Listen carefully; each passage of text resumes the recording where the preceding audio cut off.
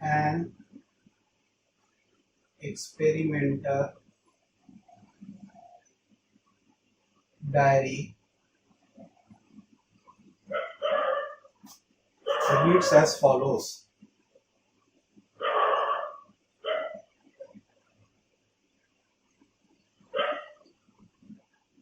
A charged particle is projected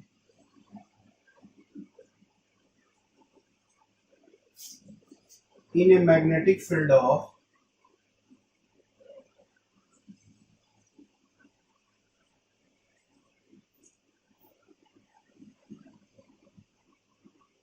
7I minus 3j into 10 to the power minus 3 Tesla. The acceleration of the particle is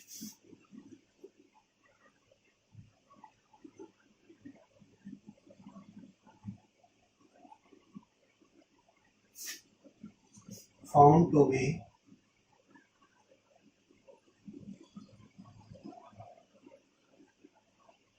एक डब्बा दिया हुआ है, तो fill up the blanks है, इसको कुछ जगह लिखना है आपको। I plus 7j into 10 to the power minus 6 metre per second square. ठीक है, divided from 1. The number to the left of I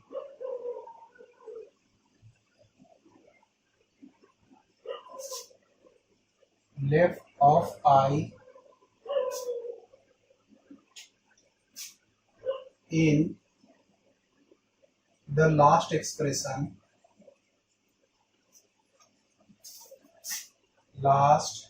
expression was not readable.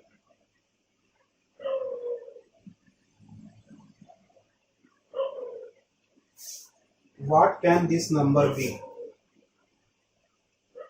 What can this number be? ठीक है, पढ़ दे रहे क्वेश्चन एक बार। An experimental diary reads as follows. A charged particle is projected in a magnetic field of 7I minus 3j into 10 to the minus 3 Tesla.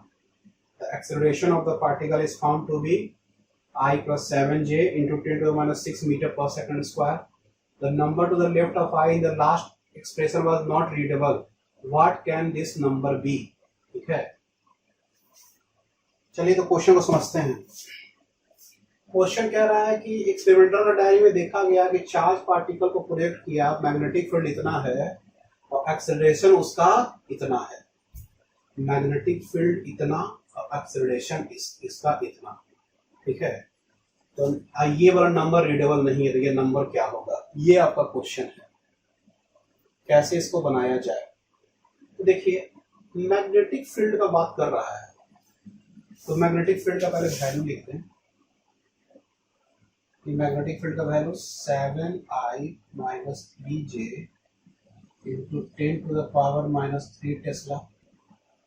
और acceleration का जो बात कर रहा है वो क्या है, अच्छा ये कुछ नहीं, इसको मान लिया लिख देते हैं, एक्सेलरेशन बात कर रहे हैं तो AXI लिख देते हैं plus 7j into 10 to the power minus 6 metre per second square. तो एक चीज हम हमेशा बताए हैं, F जो होता है वो क्या होता है, QVB, यानी F का जो डायरेक्शन होता है वो V के भी परपेंडिकुलर होगा और उसका स्पीड का, और उसके मैग्नेटिक फील्ड का ही परपेंडिकुलर होगा। अब फोर्स जिधर रहेगा उधर ही, जिधर फोर्स का डायरेक्शन है वही एक्सेलरेशन का डायरेक्शन है, QVB। यानी कि एक्सेलरेशन का जो डायरेक्शन है, यानी जो फोर्स का डायरेक्शन वही एक्सेलरेशन का डायरेक्शन जो है वो V के भी परपेंडिकुलर होगा और A के भी परपेंडिकुलर, मतलब मैग्नेटिक फील्ड के भी परपेंडिकुलर होगा। यानी कि बी जो मैग्नेटिक फील्ड है और ए जो है ये दोनों एक दूसरे का क्या है, परपेंडिकुलर में है।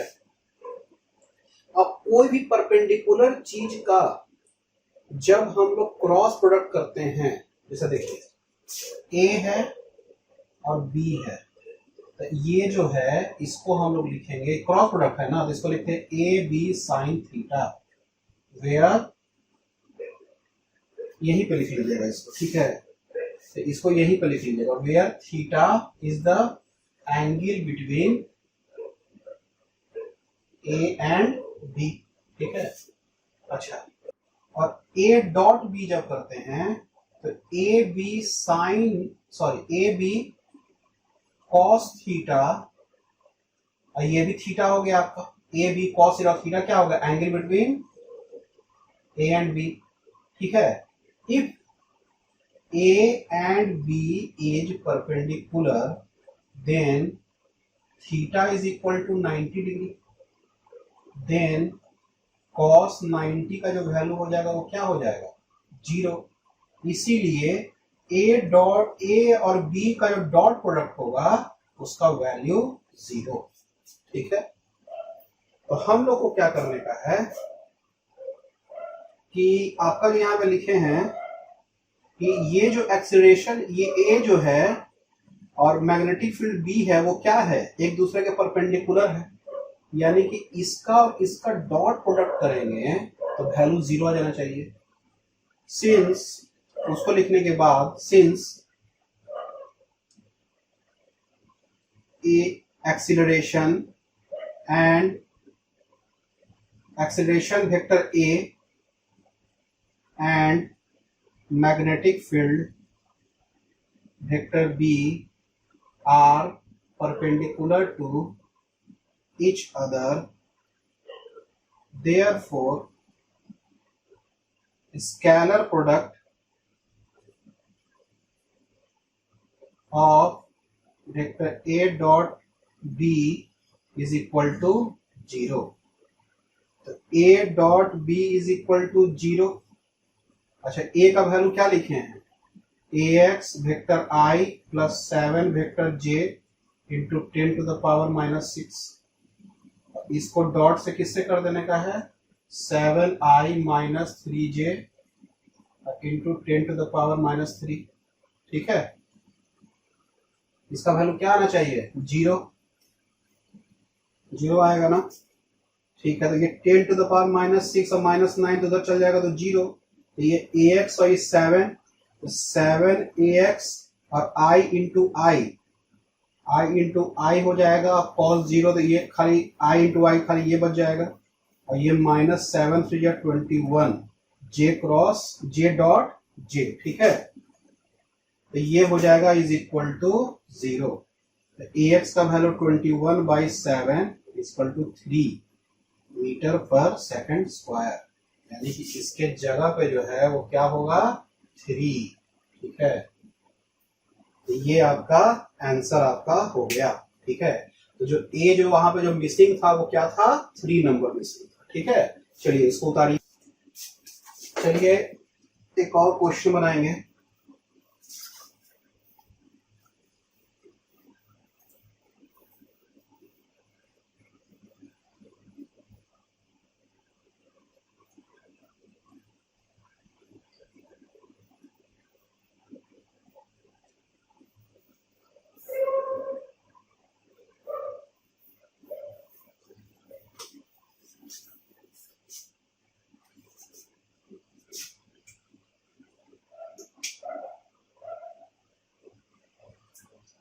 A 10-gram bullet having a charge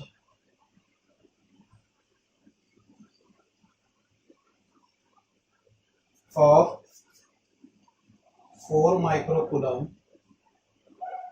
is fired at a speed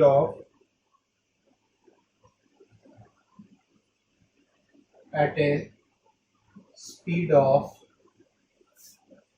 270 meter per second in a horizontal direction.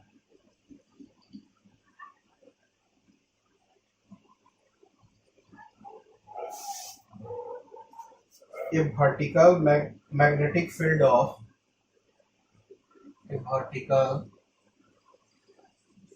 magnetic field of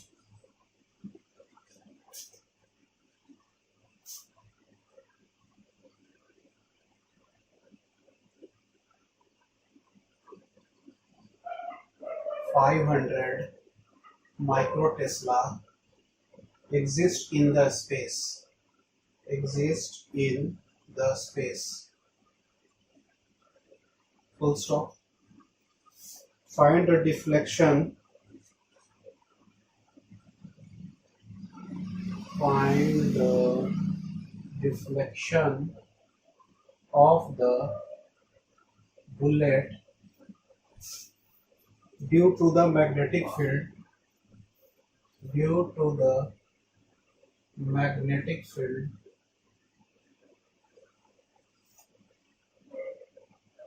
as it travels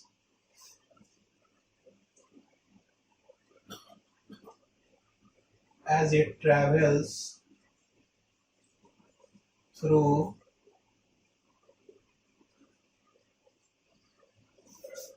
100 meter. Make appropriate approximation.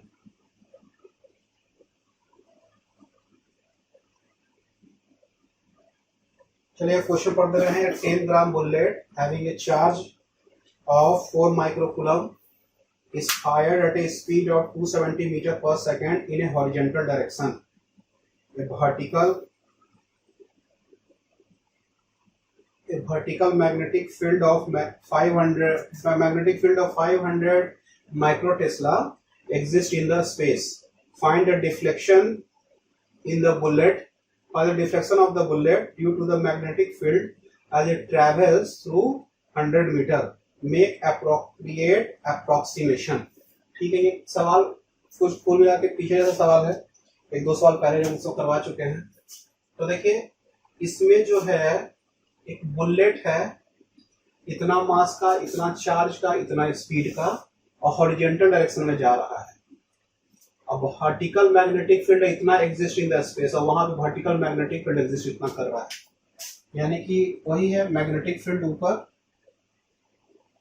और ये ऐसे जा रहा है. ठीक है, जा रहा है ऐसे. तो find the deflection in the bullet due to the magnetic field. तो ये इधर से जाएगा तो इस पे क्या होगा, ठीक है, ये जो जाएगा तो इस मान लीजिए कि ये जा रहा है तो इस पे क्या लग रहा है, ये ऐसे फोर्स इधर लग रहा है. ठीक है, तो फोर्स इस पे लगेगा तो ये ऐसे जाएगा, क्योंकि ये पॉजिटिव चार्ज है. नेगेटिव चार्ज तो उसका सर्किल ऐसे ऐसे गोल गोल घूमता हो, लेकिन ये पॉजिटिव चार्ज वैल्यू दिया हुआ. पिछले जो क्वेश्चन में इलेक्ट्रॉन दिया हुआ था, इसीलिए हम लोग ऐसे एरो बनाए थे. लेकिन यहाँ पे पॉजिटिव चार्ज वैल्यू दिया हुआ है, इसलिए हम ऐसे इलेक्ट्रॉन लगाएंगे. क्यों? क्योंकि यहाँ पे जो फोर्स इधर साइड में आ रहा है, भी यदि इसका इधर है तो मैग्नेटिक फोर्स आपका इधर साइड में लगेगा. मैग्नेटिक फोर्स आपका इस साइड में लगेगा. ठीक है, समझ में आ रहा होगा बात. तो ये गोल गोल ऐसे घूमना स्टार्ट हो जाता है. ठीक है, तो हमको क्या करने का है,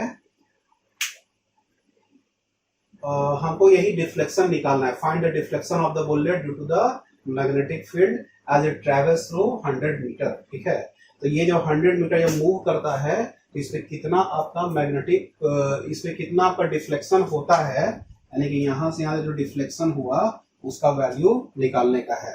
और कितना मीटर चल देता है ये, 100 मीटर. मान लिया कि यहां से यहां जो डिस्टेंस कवर किया, वो जो डिस्टेंस है वो कितना है, 100 मीटर. ठीक है, चलिए उतारिए. चलिए तो अब इसको बनाया जाए. तो सबसे पहले जो आपका बुलेट है वो कितना, मास सा कितना है, मास ऑफ बुलेट जो आपका है वो कितना है, 10 ग्राम. इसको किलोग्राम में चेंज करना पड़ेगा, यानी कि 10 टू द पावर -3 किलोग्राम, यानी कि 10 टू द पावर -2 किलोग्राम. सबको ऐसा ही बताइए, ऐसा ही होगा. चार्ज जो होगा इसका वो कितना है, 4 माइक्रोकूलम, यानी 4 into 10 to the power -6 coulomb charge हो गया इसका.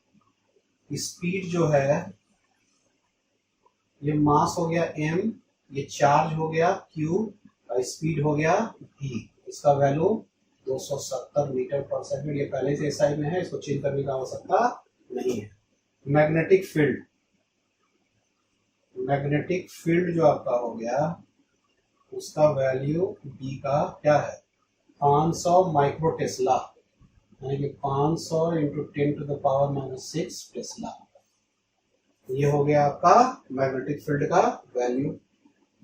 ठीक है, मेक अप्रोप्रिएट अप्रोक्सीमेशन। ठीक है, डिफ्लेक्शन हमको निकालने का है, और डिफ्लेक्शन निकालने तो पहले हम निकालेंगे टाइम, कितना टाइम लगा वो 100 मीटर घूमने में। ठीक है, तो हम निकालते हैं time to move 100 metre. Time is equal to क्या होगा डिस्टेंस बाय स्पीड। डिस्टेंस कितना कवर किया 100 मीटर, और स्पीड इसका कितना है 270 मीटर पर सेकंड, यानी कि कितना हो गया 10/27 सेकंड। यही ना इसका वैल्यू आ गया टाइम, ये टाइम निकल गया। अब टाइम निकल गया तो हमारे पास मैग्नेटिक फोर्स कितना लग रहा है, उसी से एक्सेलरेशन आएगा। Magnetic force F is equal to Q भी B. F is equal to क्या होता है मास इंटू एक्सीलरेशन, क्यू भी B. M A is equal to Q भी बी, ए का वैल्यू क्यू भी बी बाई एम। ये आ गया ए का वैल्यू, ये एक्सेलरेशन का वैल्यू होगा जो एक्सेलरेशन से जा रहा है वो। ठीक है, तो ये एक्सेलरेशन का वैल्यू लिख लिए। अब हमको क्या करने का है कि एक्सेलरेशन के बाद अब हमको लिखना है S is equal to u t plus half a t square. Initial speed 0 यानी कि हाफ ए टी स्क्वायर। यही डिफ्लेक्शन है, यही ना डिफ्लेक्शन है। Deflection S is equal to half और ए का वैल्यू क्यू भी बी बाई एम और इंटू टी स्क्वायर यानी कि 10/27 का स्क्वायर। ठीक है, चलिए इसको लिखते हैं कहीं पर। एस का जो वैल्यू होगा, चलिए पहले कहीं पर लिख लेते हैं इसको। डिफ्लेक्शन जो एस का जो वैल्यू होगा 1/2, क्यू चार्ज का वैल्यू बताइए कितना है 4 इंटू 10⁻⁻6, और भी का वैल्यू 270, और बी का वैल्यू बी का वैल्यू कितना होगा 500 इंटू 10⁻⁻6, और मास का वैल्यू कितना आएगा 10⁻⁻2। अच्छा, और 10/27 का स्क्वायर। ठीक है, यही ना है। चलिए इसको कैलकुलेट किया जाए, कैलकुलेट करते हैं इसको।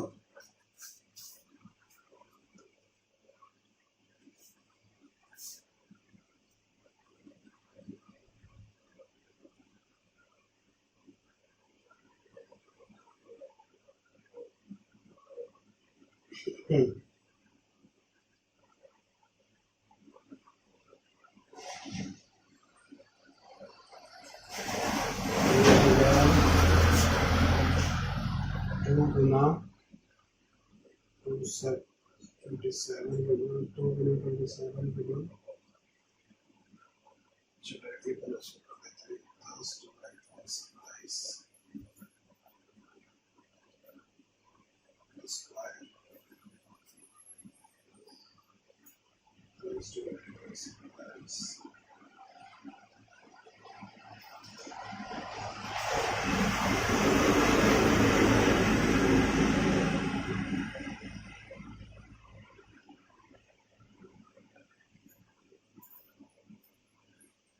0.138 गुना 2 गुना 27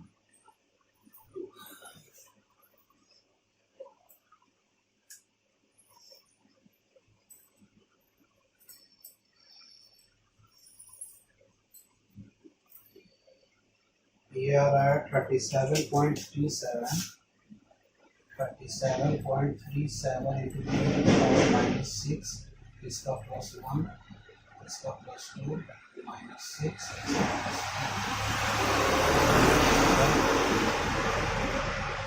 3.7 का होता है पावर 3 4 5 5 -1 -7 और इसको छोटा किए हैं तो इसको और छोटा किए हैं, इसको और बड़ा करना होगा ना।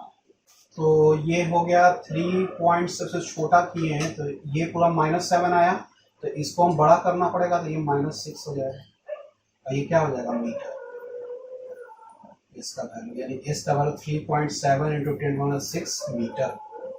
यही जो आपका होगा वो आपका क्या हो जाएगा, क्या पूछा था इसमें, डिफ्लेक्शन। ठीक है, तो ये जो डिफ्लेक्शन जो होगा यही हो जाएगा। ये वैल्यू कितना आ रहा है 3.7 × 10⁻⁶ मीटर, यही आपका डिफ्लेक्शन का वैल्यू। ठीक है, यहाँ तक बात समझ में आ रहा होगा। चलिए इसको उतार लीजिए, हम हट जाते हैं।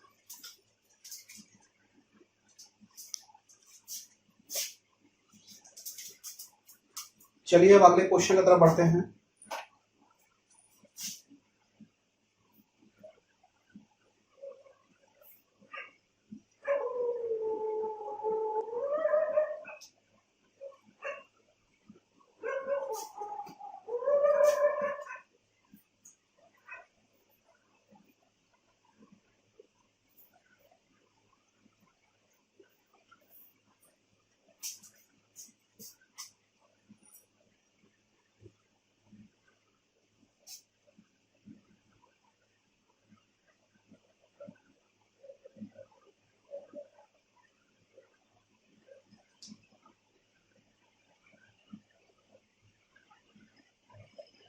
क्वेश्चन है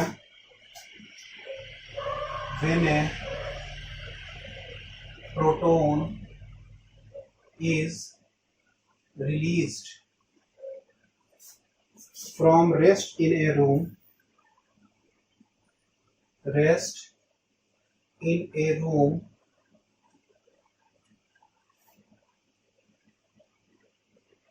it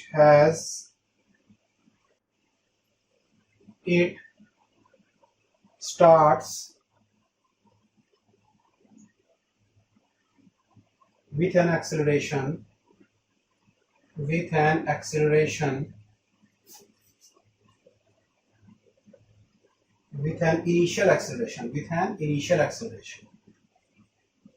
initial acceleration a naught towards west.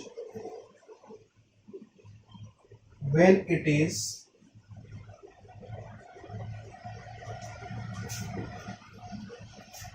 projected towards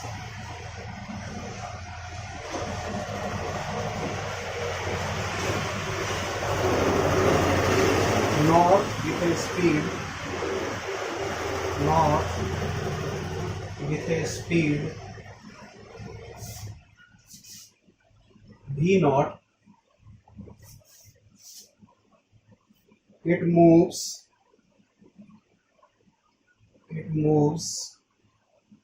with an initial acceleration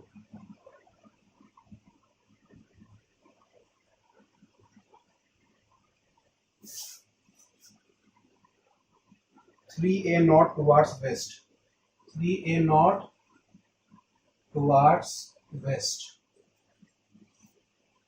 Find the electric field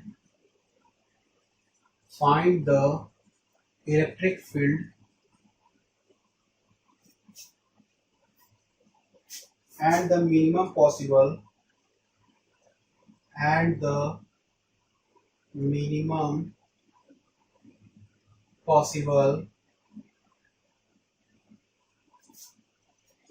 magnetic field in the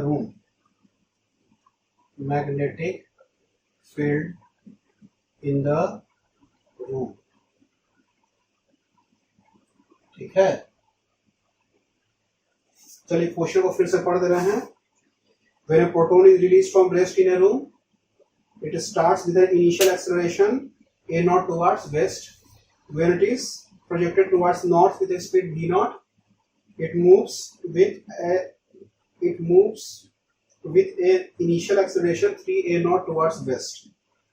Full stop. Find the electric field and the minimum possible magnetic field in the room. ठीक है, चलिए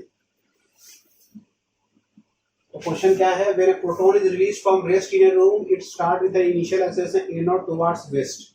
ठीक है, तो initially में क्या होता है, इसका एक्सेलरेशन कितना है? अभी ये रूम रेस्ट में रखा रहता है, प्रोटॉन क्या है, रेस्ट में रहता है। तो चलिए पहले डायरेक्शन लगाते हैं।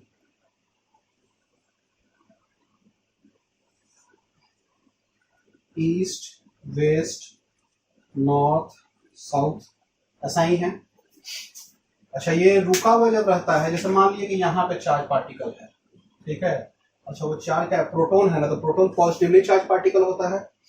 तो पॉजिटिवली चार्ज पार्टिकल क्या हो रहा है कि वेस्ट की तरफ मुड़ जा रहा है, इधर तरफ मुड़ जा रहा है, ठीक है। तो वेस्ट की तरफ इधर मुड़ने का मतलब है कि इस तरफ कोई फोर्स लग रहा है, हाँ?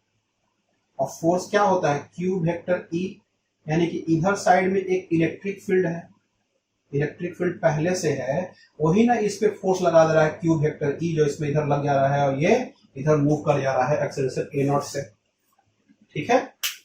अब when it is projected towards north, आदि इसको नॉर्थ की तरफ भेजते हैं with speed v naught, speed v naught से it moves with an initial acceleration 3a naught towards west. तो उस समय जो इसका जो एक्सेलरेशन हो जाता है 3a नॉट हो जाता है। देखिए, रेस्ट में रह रहा था तो a नॉट, तो इसका एक्सेलरेशन है ही, इसका एक्सेलरेशन कितना था? a नॉट था, ठीक है। लेकिन आदि इसको हम भेज रहे हैं इस साइड से, नॉर्थ साइड में जब भेज रहे हैं इसको, तब इसका जो एक्सेलरेशन जो, अच्छा इसको इधर साइड में भेज रहे हैं, तब इस पे एक्सेलरेशन कितना लग रहा है? टोटल 3a नॉट लग रहा है, ठीक है। अच्छा, वेलोसिटी जो मूव करने पे इस पे एक्सेलरेशन 3a नॉट लग रहा है, यानी कि इधर वाला जो फोर्स जो इधर लग रहा है वो मैग्नेटिक फोर्स लग रहा था, यहाँ पे जो लग रहा था वो क्या लग रहा था? इलेक्ट्रिक फोर्स लग रहा था, F is equal to q. लेकिन जब इसको वेलोसिटी और इसका स्पीड दे दिए तो 3a नॉट से जा रहा है वेस्ट की तरफ, इसका मतलब ये इसमें क्या लग रहा है? एक फोर्स लग रहा है इधर साइड में जो मैग्नेटिक फोर्स होगा, ठीक है। तो देखिए, find the electric and the minimum possible magnetic field in the room. तो इलेक्ट्रिक फील्ड और मिनिमम पॉसिबल मैग्नेटिक फील्ड जो रूम में है उसके बारे में आपको बताना है। आपको बात समझ में आ रहा है क्या कर रहा है इसमें? इसमें जब स्टार्टिंग में रेस्ट में रखा हो तो उसमें फोर्स लग रहा है, कोई चीज रेस्ट में यदि फोर्स लग रहा है तो मैग्नेटिक फील्ड का तो बात है ही नहीं, उसमें जरूर इलेक्ट्रिक फोर्स लग रहा होगा, वो इलेक्ट्रिक फील्ड होगा तभी इलेक्ट्रिक फोर्स लग रहा होगा।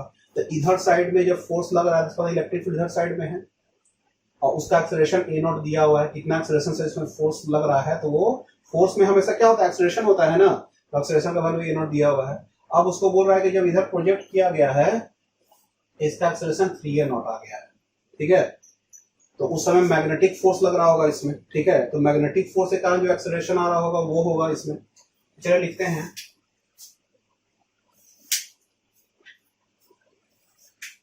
when proton is at rest, rest पे है, then acceleration is a naught. It means that their acceleration towards north. It means there is electric field towards north बोल दीजिए, टुवर्ड्स वेस्ट ना जी, इधर वेस्ट में लग रहा है, वेस्ट में ना लग रहा है फोर्स, तो ये टुवर्ड्स वेस्ट, ठीक है। तो इलेक्ट्रिक फील्ड कितना लग रहा है? इधर वेस्ट की तरफ लग रहा है, तो ये इलेक्ट्रिक फील्ड इधर जरूर होगा। तो जो इलेक्ट्रिक फील्ड जो होगा उसका हमको क्या निकालना है? इसमें इलेक्ट्रिक फील्ड का वैल्यू निकालना है। तो चलिए, तो force, electric force is equal to क्या हो जाएगा? Charge into electric field. Electric force क्या होता है? चार्ज इंटू इलेक्ट्रिक फील्ड, यानी कि F इज इक्वल टू क्या होता है? QE, यही ना पढ़े हैं? अच्छा, F is equal to QE हुआ। F इज इक्वल टू क्या होता है? Mass into acceleration, into Q E. Force हमेशा मास इंटू एक्सेलरेशन होता है, तो M A is equal to Q E, यानी कि ई का जो वैल्यू होगा एम ए, अच्छा इसका एक्सेलरेशन कितना था, ए नॉट था, तो M A naught by Q. ठीक है, अच्छा चार्ज ऑफ द इलेक्ट्रॉन कितना होगा, अच्छा क्यू ई की जगह पे हम डायरेक्टली इसको लिखते हैं, क्यू जो चार्ज ऑफ द इलेक्ट्रॉन क्या होता है, ई होता है। तो अब वो क्या निकालना है, इलेक्ट्रिक फील्ड का वैल्यू निकालना है, तो इलेक्ट्रिक फील्ड का वैल्यू क्या होगा, एम ए नॉट बाय ये जो इलेक्ट्रिक फील्ड लगेगा वाट्स वेस्ट। समझ में बात आ रहा है, इलेक्ट्रिक फील्ड डायरेक्शन किधर है, वेस्ट के साइड में, इसीलिए चार्ज पार्टिकल जब यहाँ रखा हो जैसे फोर्स इधर लग जा रहा है। ठीक है, चलिए अब उसके बाद अगला में आ रहे हैं कि उस पे जो अब उसको जा रहा है तो उसमें नेट जो एक्सेलरेशन लग रहा है वो 3a नॉट लग रहा है, लेकिन ये 3a नॉट जो लग रहा है ना, ये टोटल एक्सेलरेशन बता रहा है, a नॉट तो इसको इलेक्ट्रिक फोर्स से आ रहा था, तो इस पे जो नेट जो मैग्नेटिक फोर्स के कारण जो एक्सेलरेशन आ रहा है वो 2a नॉट ही आएगा, ताकि a नॉट तो पहले से था, तो वो वाला a नॉट भी इसमें जुड़ा हुआ है, क्योंकि टोटल एक्सेलरेशन बता रहा है ना, उसका इनिशियल एक्सेलरेशन 3a नॉट है, तो 3a नॉट एक्सेलरेशन होने का मतलब स्टार्टिंग एक्सेलरेशन है, इसका मतलब है कि सब एक्सेलरेशन के बारे में बता रहा है इसमें, यानी कि a नॉट पहले से था, तो वो वाला a नॉट इसमें हटा दिए 3a नॉट, तो बचा कितना 2a नॉट। और ये जो 2a नॉट जो एक्सेलरेशन आ रहा है वो किसके कारण आ रहा होगा, मैग्नेटिक फोर्स के कारण आ रहा होगा। ठीक है, तो उसको हम लोग उतारते हैं, तो यहां पे हम लिखते हैं the total acceleration when proton is moved is 3a naught, but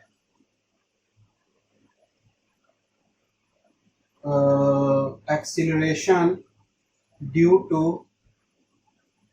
magnetic force will be only 2a naught, because a naught was acceleration due to electric force। ठीक है, इसलिए 2a नॉट इसका एक्सेलरेशन आ रहा है, टोटल एक्सेलरेशन। अब हम लोग लिखते हैं मैग्नेटिक फोर्स, इसको मिटा देते हैं,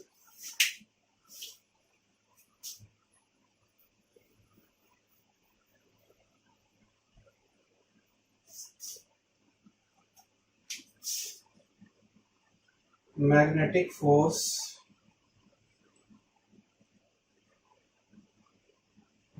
फोर्स क्या होता है, क्यू भी, हमको क्या निकालना क्या है, अच्छा मैग्नेटिक फोर्स, तो मैग्नेटिक फोर्स का वैल्यू क्या होगा, क्यू भी और बी। ठीक है, क्यू भी बी का क्या होगा, क्रॉस प्रोडक्ट,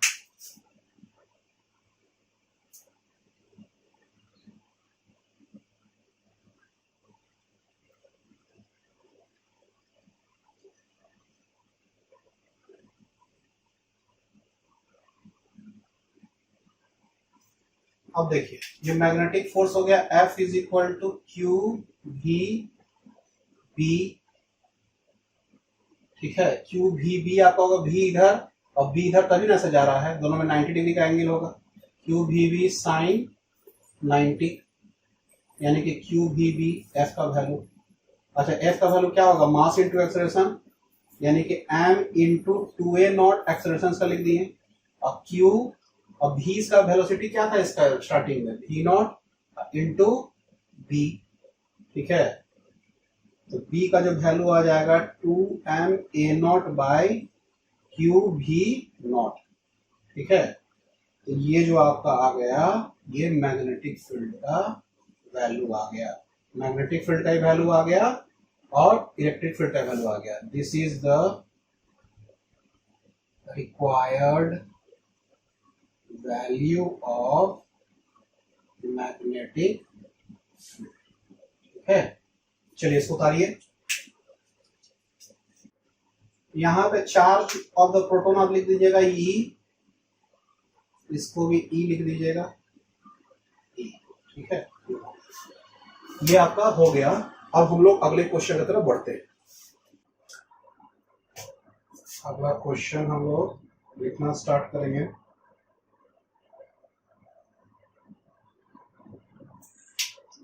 कंसीडर है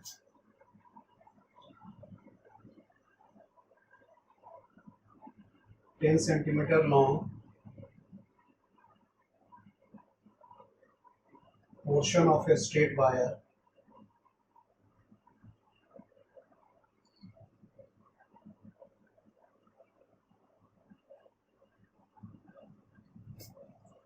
carrying a current of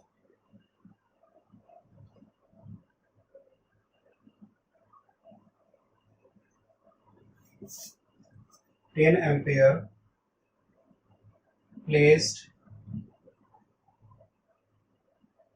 in a magnetic field of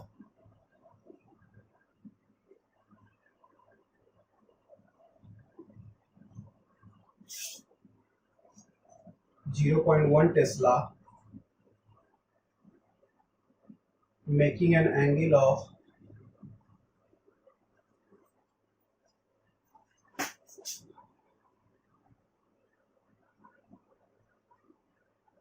53 degree with wire. What magnetic force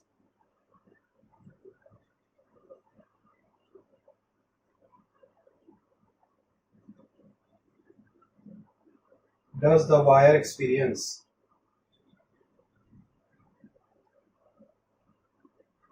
Wire experience. अगर क्वेश्चन को बोल दिया जाए, consider 10 centimetre long portion of a straight wire carrying a current of 10 ampere placed in a magnetic field of 0.1 Tesla. ठीक है, Tesla making an angle of 53 degree with the wire. ठीक है, what magnetic force does the wire experience. चलिए देखिए कि एक long wire है, 10 centimetre long portion of a straight wire. Straight wire का 10 सेंटीमीटर हम पार्ट ले रहे हैं, जिसमें करंट कितना है आपका 10 एम्पियर का करंट है। ठीक है, in a magnetic field of 0.1 tesla making an angle of 53 degree with the wire. अब वो क्या कर रहा है, वायर से 53 डिग्री का एंगल बना रहा है। ठीक है, what magnetic force does the wire experience. तो इसमें क्या है, आई एल क्रॉस बी हम लोग यही ना लेते थे किसी भी वायर पे मैग्नेटिक फोर्स जो लगता था, तो उसमें तो बड़ा सिंपली है, वो लोग फॉर्मूला खाली अप्लाई करने का है। तो इसमें बस खाली है 53 डिग्री का वैल्यू। ठीक है, चलिए इसको लिखते हैं कैसे होगा। देखिए करंट का वैल्यू कितना है, करंट का जो वैल्यू है वो आई का वैल्यू है 10 एम्पियर। अच्छा, मैग्नेटिक फील्ड जो आपका है बी का जो वैल्यू है उसका वैल्यू कितना दिया हुआ भाई, 0.1 टेस्ला दिया हुआ है। अच्छा, एंगल कितना दिया हुआ है, theta is equal to 53 degree. What magnetic force, और मैग्नेटिक फोर्स जो हो जाएगा, magnetic force F is equal to I vector L cross vector B। और L किधर डायरेक्शन में होता है, करंट डायरेक्शन में, तो I L B sine 53 degree. ठीक है, तो साइन 53 डिग्री दिया हुआ है। तो देखिए अब साइन 53 डिग्री का फिर से बता दे रहे हैं आपको, ये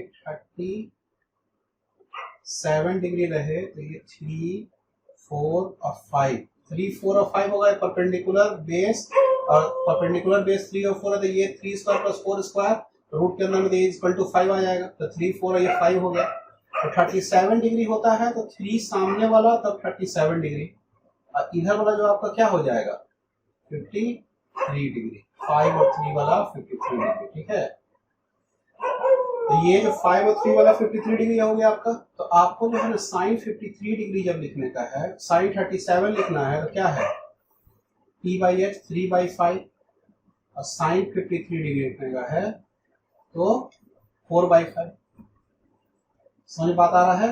इसको लिख लीजिएगा, ये हम बार बार बताते हैं, बाद इसको अब हम नहीं बताएंगे, इसको अच्छा से ध्यान में रखिएगा आप, ठीक है। तो इसको लिखिए आई एल बी, तो आई का जो वैल्यू हो गया वो कितना है भाई 10, लेंथ का वैल्यू कितना है 10 सेंटीमीटर इंटू 10⁻⁻², मैग्नेटिक फील्ड का वैल्यू 0.1, साइन 53 का वैल्यू 4/5, तो ये भी 10 हो गया, 10 कट गया, तो 10⁻⁻1 4/5 क्या होगा 0.8, हाँ तो 0.08 न्यूटन, ठीक है। तो ये मैग्नेटिक फोर्स का वैल्यू 0.08 न्यूटन हो जाना चाहिए, ठीक है। चलिए अगला क्वेश्चन बनाएंगे।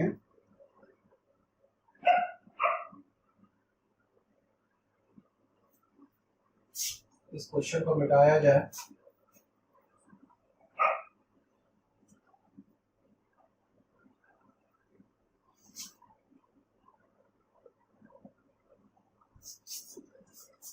चलिए अगले क्वेश्चन की तरफ बढ़ते हैं।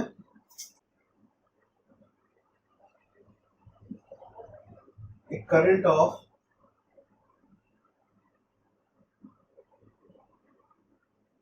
2 ampere enters at the corner D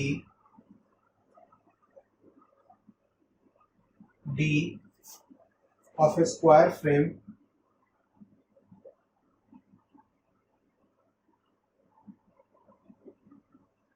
ABCD of side 20 centimeter and leaves at the opposite corner B. At the opposite corner B. Full stop. A magnetic field B is equal to 0.1 Tesla exists in a space in a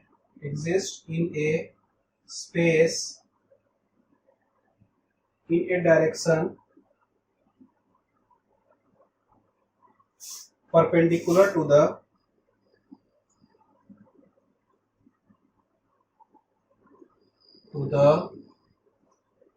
plane of the frame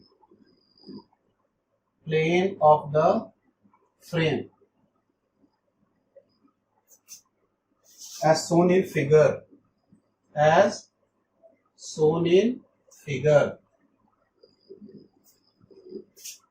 चलिए figure बना हुआ है,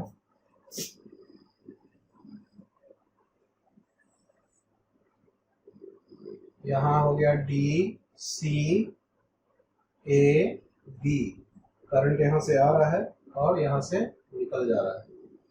अच्छा बूंदा बूंदा क्या बता रहा होगा, कोई अंदाज आप लोग को क्या होना चाहिए था, बूंदा क्रॉस क्या होता है मैग्नेटिक फील्ड होता है, तो ये मैग्नेटिक फील्ड नहीं होना चाहिए, ठीक है। चलिए तो क्वेश्चन पढ़ देते हैं एक बार। A current of 2 ampere enters at the corner D of a square frame ABCD of side 20 centimeter and leaves at the opposite corner B, ठीक है, opposite corner B से निकल जाता है। A magnetic field of B is equal to 0.1 Tesla exists in a space in a direction perpendicular to the plane of the frame as shown in figure, ठीक है।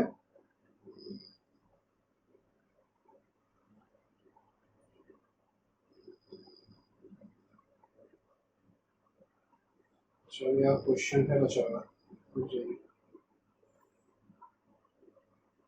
Question का part है बचा हुआ, इसको लिखते हैं। Find the magnitude and direction of the magnetic force. Find the magnitude and direction of the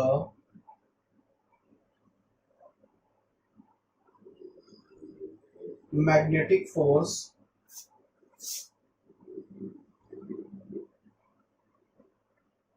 on the four sides of the frame, ठीक है, four sides of the frame आपको बताने का है, ठीक है। चलिए तो क्वेश्चन को पढ़ा जाए। क्वेश्चन क्या कह रहा है कि current of 2 ampere इंटर्स at the corner of the square frame ABCD of side 20 centimetre and leaves at the opposite corner B, ठीक है। यहाँ से करंट आ रहा है, वहां से करंट निकल रहा है। मैग्नेटिक फील्ड B इतना exist in the space in direction perpendicular to the plane of the frame as shown in figure, ठीक है। तो मैग्नेटिक फील्ड अंदर के साइड में आपका कितना 0.1 टेस्ला का एग्जिस्ट कर रहा है।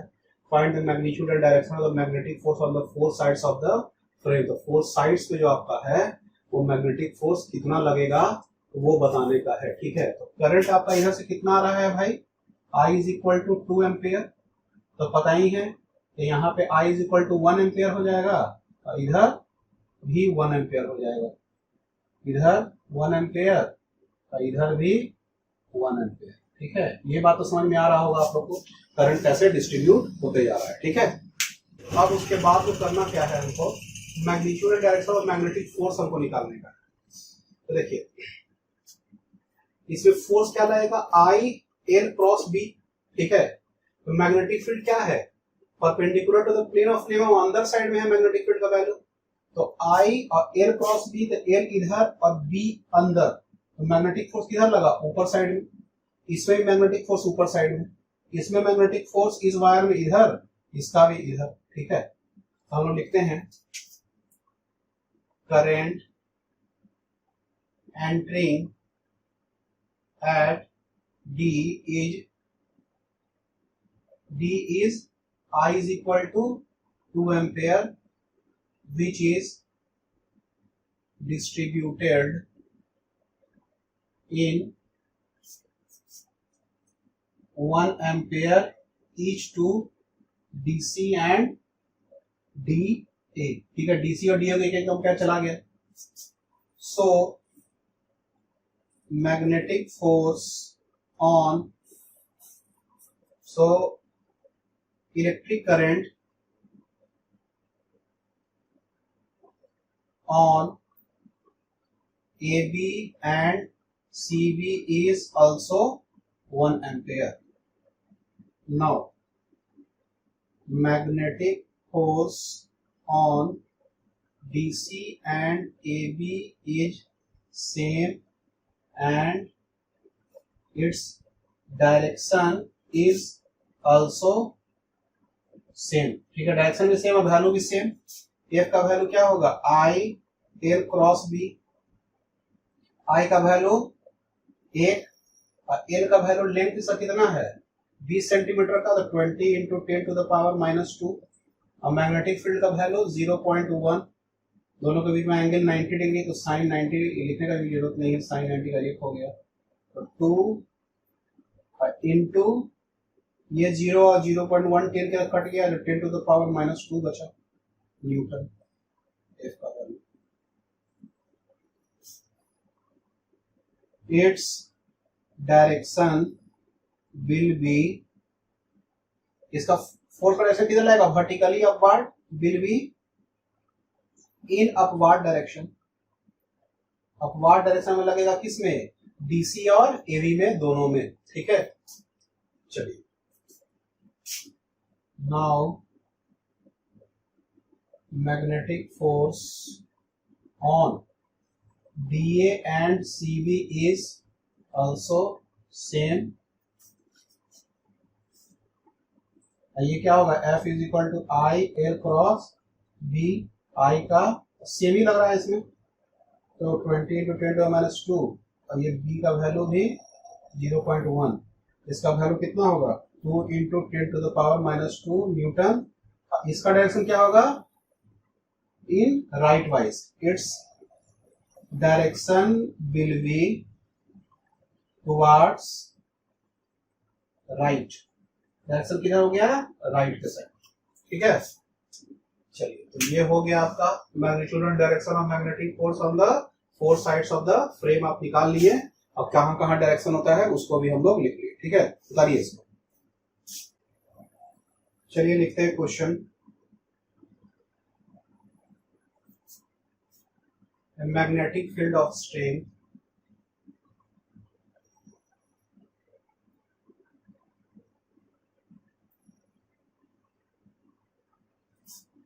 is 1 Tesla is produced by a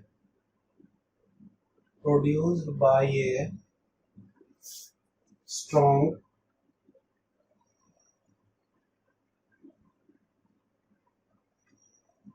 electromagnet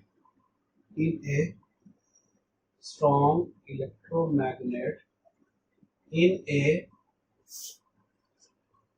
cylindrical region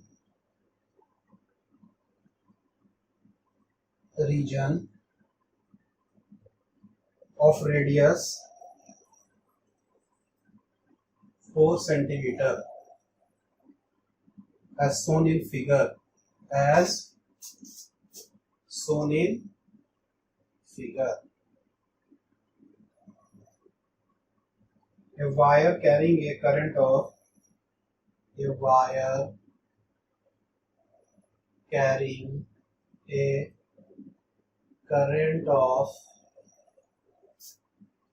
2 ampere is placed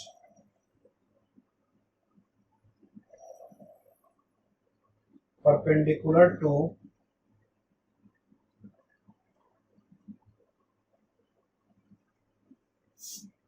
and intersecting the axis of the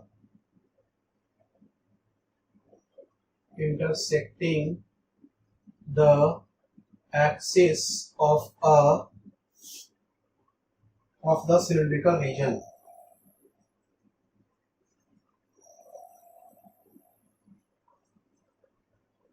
ठीक है, find the magnitude of the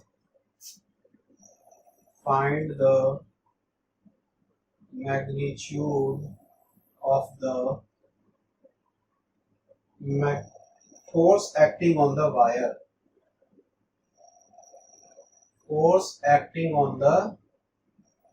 wire. ठीक है, फिगर बना देना है।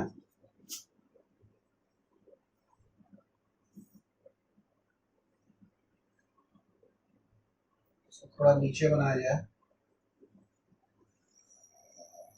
नॉर्थ और साउथ। दो देखिए, दो मैग्नेट है, मैग्नेट जो है दो पोल होता है, और यही क्या कर रहा है, स्ट्रॉन्ग मैग्नेटिक फील्ड बना रहा है, और इसी के बीच में एक सिलिंड्रिकल रीजन टाइप का कोई एरिया नहीं बन रहा है मैग्नेटिक फील्ड वाला, और यहाँ पे एक वायर जा रहा है जिसमें करंट आई है आपका। ठीक है, चलिए देखा जाए इसको कैसे बनाया जाएगा। ठीक है,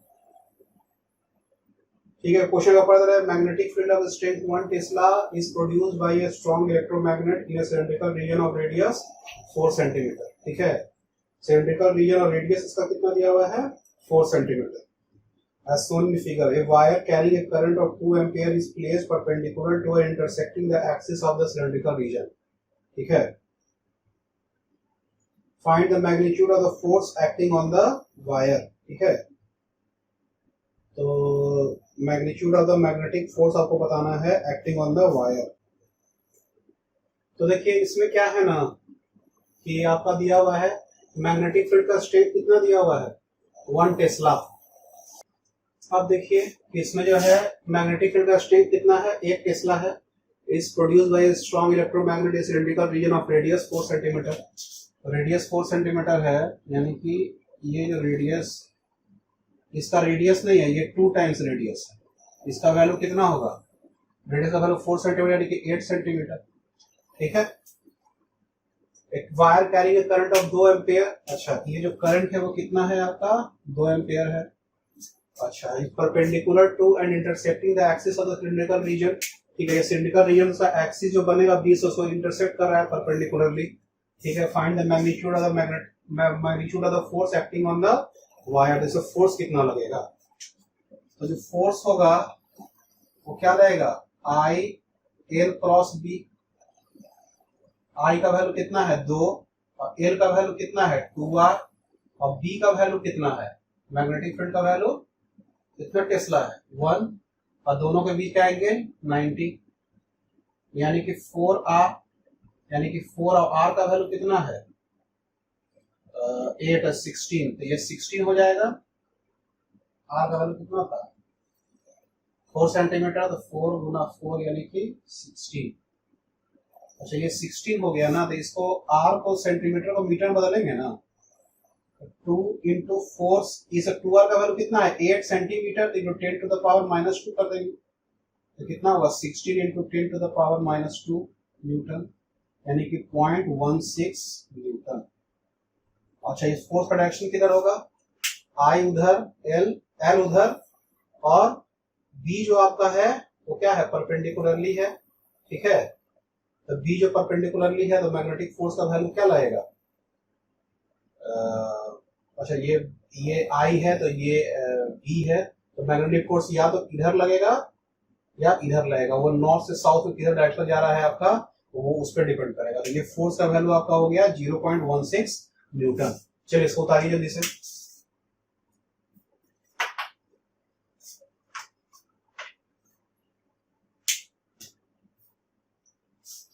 चलिए अगला क्वेश्चन उतारेंगे। देखते हैं, a wire of length L carries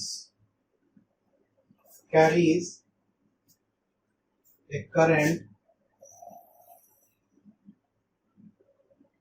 I along the x-axis. A magnetic field exists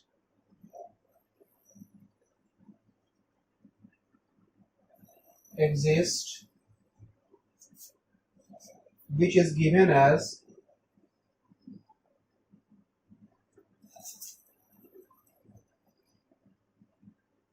B is equal to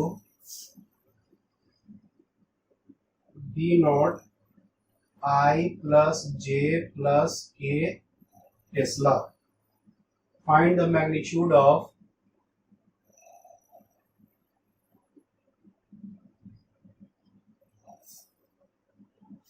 the magnetic force acting on the wire. Magnetic force acting on the wire, ठीक है। तो चलिए इस पे question पढ़ दे रहे हैं एक बार। Wire of length L carries a current I along the x-axis. The magnetic field exists which is given as B is equal to B naught I J K Tesla. Find the magnitude of the magnetic force acting on the wire. देखा जाए कैसे बनेगा। Length L का wire है, current I है, x axis के along है, magnetic field exist which is given as, magnetic field का वैल्यू ऐसा दिया हुआ है, I J K में सब जगह वो बराबर मात्रा में लग रहा है B नॉट का वैल्यू से। Find the magnitude of the magnetic force acting on the wire, ठीक है। तो देखिए इसमें magnetic force F is equal to क्या होता है Q I L B I L cross B, ये क्या होता है। अच्छा ये जो I होता है, L जो है length L carry the current I along the x axis, ये जो L जो होगा वो वेक्टर I के फॉर्म में आ जाएगा, ताकि L जो है जो करंट I के अलोंग होता है वो x एक्सिस के अलोंग है, यानी I वेक्टर, और B का जो वैल्यू होगा वो क्या होगा B not I plus J plus K, ठीक है। ये हो गया क्रॉस प्रोडक्ट कर दिया इसमें, तो ये जो होगा I, ये L B नॉट निकल जाएगा, L B नॉट अंदर हो जाएगा I cross I plus J plus K, ठीक है। तो ये I L B नॉट, ये क्रॉस प्रोडक्ट जो करेंगे तो क्या हो जाता है I साइन 0 डिग्री, ये I वाला साइन 0 हो गया तो खत्म हो जाएगा I, इसका मैग्नीट्यूड करेंगे 1 इंटू 1 साइन 0, फिर I इंटू J करेंगे, I इंटू J करेंगे तो क्या हो जाएगा K हो जाएगा 1 इंटू 1 वेक्टर K, और फिर I इंटू K करेंगे, I इंटू K करेंगे तो माइनस J हो जाएगा, तो ये हो जाएगा plus 1 into 1 into minus J।